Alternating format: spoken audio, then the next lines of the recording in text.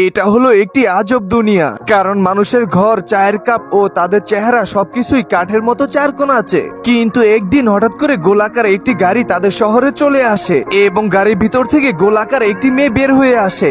আর মেয়েটি যেখান দিয়ে হেঁটে যাচ্ছিল সেখানেই রং পরিবর্তন হয়ে চমকাতে শুরু করে। এমনকি সে তার ঘরের ভিতরে ঢুকলে তার পুরো ঘরটি পরিবর্তন হয়ে যায়। মনে হলো যে সে একজন জাদুকর মেয়ে। এইসব আবার তার প্রতিবেশী দেখে পুরো অবাক হয়ে যায়। তখনই মেয়েটি তাদের কাছে আসতে শুরু করলেই তারা দেখেও না দেখার ভান শুরু করে। কিন্তু এরপরও মেয়েটি তাদের সামনে চলে আসে আর তাদের সাথে বন্ধুত্ব করার চেষ্টা করে। তখনই মেয়েটির মা বন্ধুত্ব না করে সেখান থেকে চলে যায়, কারণ সে গোল চেহারার মানুষদেরকে ঘৃণা করে। কিন্তু মেয়েটি এসে গোল চেহারার মানুষের সাথে সে বন্ধুত্ব করার জন্য হাতের সাথে হাত মিলায়। এরপরেই তার রং পরিবর্তন হতে শুরু করে, যার কারণে সে হাতটিকে ছেড়ে দেয়। এটা দেখা মাত্রই মেয়েটির মা এসে তাকে টান দিয়ে বলতে থাকে যে সে অন্য প্রজাতির মানুষ, তার সাথে মিশা যাবে না। এরপরেই মেয়েটিকে নিয়ে ঘরে চলে যায়, যার কারণে রঙিন মেয়েটির মন অনেক খারাপ হয়ে যায়। এরপরেই রাত শেষ হয়ে সকাল হলে মেয়েটি তার ফুল গাছে পানি দিতে থাকে। এরপরেই সে তার প্রতিবেশীদেরকে দেখে হাই দিতে থাকে, কিন্তু তার প্রতিবেশী তাকে দেখা মাত্রই অনেক বিরক্ত হয়ে তার গায়ের ভিতরে পানি ঢেলে দেয়।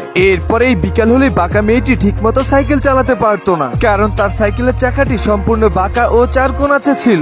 এটা দেখা মাত্রই গোল মেয়েটি সাইকেলের চাকা ধরলে তার পুরো সাইকেলের চাকাগুলোই গোল হয়ে যায়। তখনই মেয়েটির মা চলে আসে। এরপরেই তাকে বাড়ির ভিতরে নিয়ে পুরো বাড়িটাকে কাঠ দিয়ে ঘেরাও করে দেয়, যেন তার মেয়েটি গোল মানুষের কাছে আর না যেতে পারে, এমনকি রঙিন দুনিয়াও না দেখতে পারে। কিন্তু মেয়েটি এখানে থেকে হয়তো ভাবতে থাকে যে সে জেলের ভিতরে বসবাস করছে, যার কারণে সে মুক্ত হয়ে রঙিন দুনিয়ায় যাওয়ার জন্য কাঠের উপরে উঠে যায়। কিন্তু তখনই তার মা এসে পা ধরে ফেলে এবং বলতে থাকে তুমি ওখানে যেও না। কিন্তু মেয়েটি তার মায়ের কোনো কথা না শুনে জবরদস্তি করে সেখান থেকে রঙিন মেয়েটির কাছে চলে যায় এবং রঙিন মেয়েটির সাথে স্পর্শ লাগার সাথে সাথে মেয়েটিও রঙিন হয়ে যায়। তখনই মেয়েটির মা চলে আসে এবং মেয়েটি তার মায়ের মুখের দিকে তাকিয়ে জড়িয়ে ধরে, যার কারণে সে নিজেও রঙিন হয়ে যায়। এমনকি মেয়েটির মা তার ভুলগুলোকে বুঝতে পারে, যার কারণে তারা সবাই একসাথে বন্ধু হয়ে যায়। এমনকি তারা সবাই একসাথে থাকার জন্য কাঠের বেড়াটিকে ভেঙে ফেলে। এর কারণে তাদের বাড়িঘর সবকিছুই রঙিন হয়ে যায়।